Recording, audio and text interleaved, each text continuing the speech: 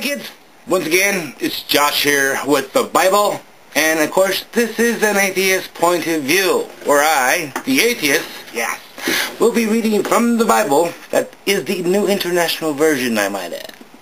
From this cover to this cover. Basically, one chapter at a time through the whole thing. I know, this is going to take a while. I'm well aware of this. But before I even go on, I do like to have bumper music.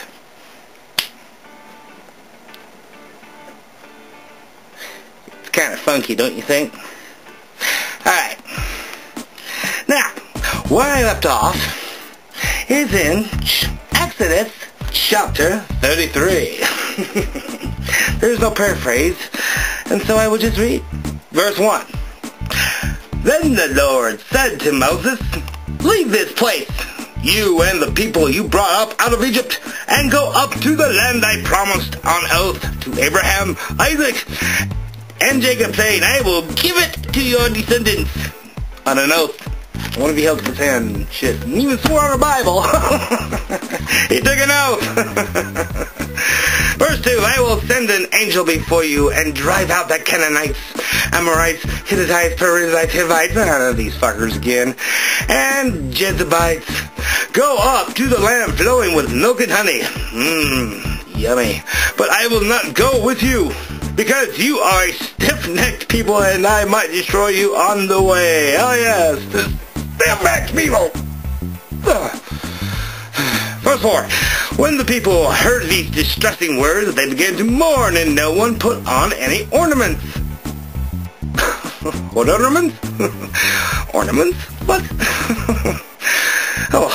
Verse 5. For the Lord had said to Moses, tell the Israelites, if you are a stiff-necked people, if I were to go with you, even for a moment, I might destroy you. Nice. Okay. Now take off your ornaments and I will decide what to do with you. What the fuck am I reading? Verse 6. So the Israelites stripped off their ornaments at Mount Horeb. Ornaments. Funny. Okay, next paraphrase. The official tent meeting. Okay, I threw in the official part. Verse 7. Now Moses used to take a tent and pitch it outside the camp some distance away, calling it the tent of meeting. Anyone inquiring of the Lord would go to the tent of meeting outside the camp. And whenever Moses went out to the tent, all the people rose and stood at the entrances to their tents, watching Moses until he entered the tent. As Moses went into the tent, the pillar of cloud would come down and stay at the entrance. What? The pillar of cloud. Okay. While the Lord spoke with Moses. Of course he did. He talked on the phone. They were having a chat. Verse 10. Whenever the people saw the pillar of cloud standing at the entrance to the tent, they all stood and worshipped, each at the entrance to his tent. The Lord would speak to Moses face to face as a man speaks with his friend. Of course he would. There's your burden of proof, right? Then Moses would return to the camp, but his young aide Joshua, son of Nun, did not leave the tent. Moses and the glory of the God. That's the next paraphrase. Verse 12, Moses said to the Lord, you have been telling me, lead these people, but you have not let me know whom you will send with me. You have said, I know by your name, I know you by name, and you have found favor with me. If you are pleased with me, teach me your ways so that I may know you and continue to find favor with you. Remember that this nation is your people. Verse 14. The Lord replied, my presence will go with you and I will give you rest. What? give you rest. I give you pillows. Verse 15, then Moses said to him, if your presence does not go with us, do not send us up from here.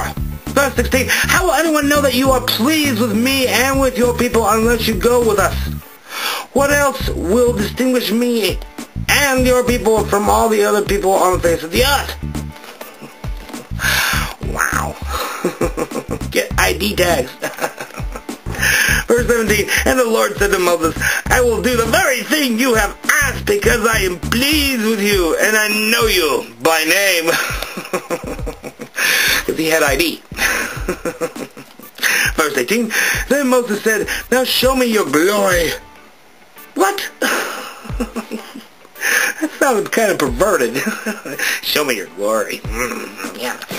Verse 19, and the Lord said, I will cause all my goodness to pass in front of you, and I will proclaim my name, the Lord, in your presence. I will have mercy on whom I will have mercy. Well, all right then, I'll be there when I'll be there. I will have mercy on whom I will have mercy, and I will have compassion on whom I will have compassion. And I'll be there when I'll be there. But, he said, you cannot see my face, for no one may see me and live. Of course not. If you see God, you'll die. Oh, fuck. Yeah, religion isn't nuts or anything, is it? Verse 21, then the Lord said, there is a place near me where you may stand on a rock. A rock, you say? Do tell, Yahweh, do tell.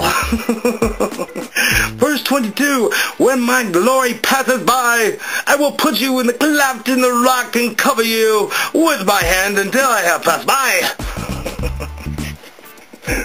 What? The cleft of my other hand? Cover up with you my hand I have passed by. Verse 23, and a final fucking verse in this chapter. Then I will remove my hand and you will see my back, but my face must not be seen. Of course not! Just can't win with Yahweh. Well, kids, once again, this is Josh, and this has been the Bible and an atheist point of view.